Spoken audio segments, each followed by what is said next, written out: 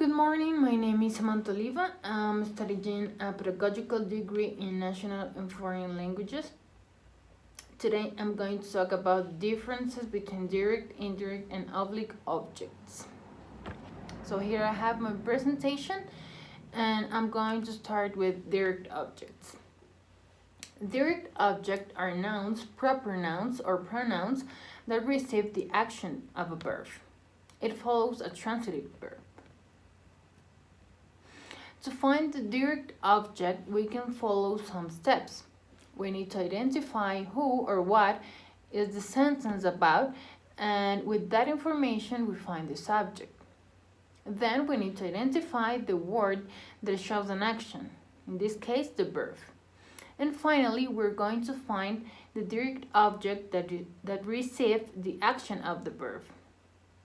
We can also find two direct objects or more in the same sentence. Here we have some examples. The first one is, I saw Claudia last summer. Claudia is the direct object. Juan loves eating sandwich and pizza at the same time. Sandwich and pizza are the direct objects. I painted my dad a beautiful picture. In this case, my dad is the direct object. Now I'm going to talk about indirect object. An indirect object is a noun that receives whatever the action is. Only the indirect object can be paraphrased by a prepositional phrase, functioning as an adverbial, beginning with either to or for. The indirect object also occurs only between the verb and the direct object. Indirect object answers the question to who and whom the action of the verb is performed and receives the direct object. Here we have some examples. We gave him everything. Him is the indirect object. My mom bought my father a tie. My father is the indirect object. The teacher gives his students a big project. His students are the indirect object in this case. And finally, I'm going to talk about oblique object.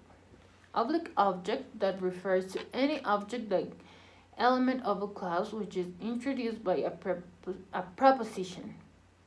It is like the indirect object in function, but the difference is that the oblique object occurs in a prepositional phrase.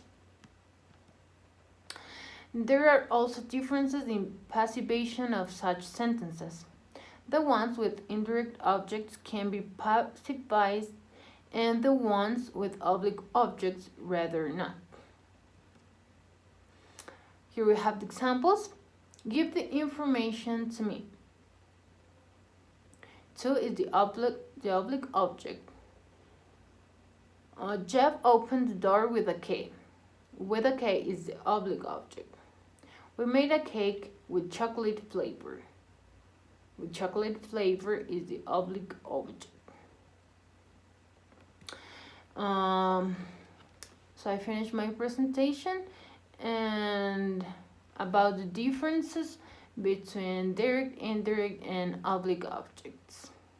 Thank you very much.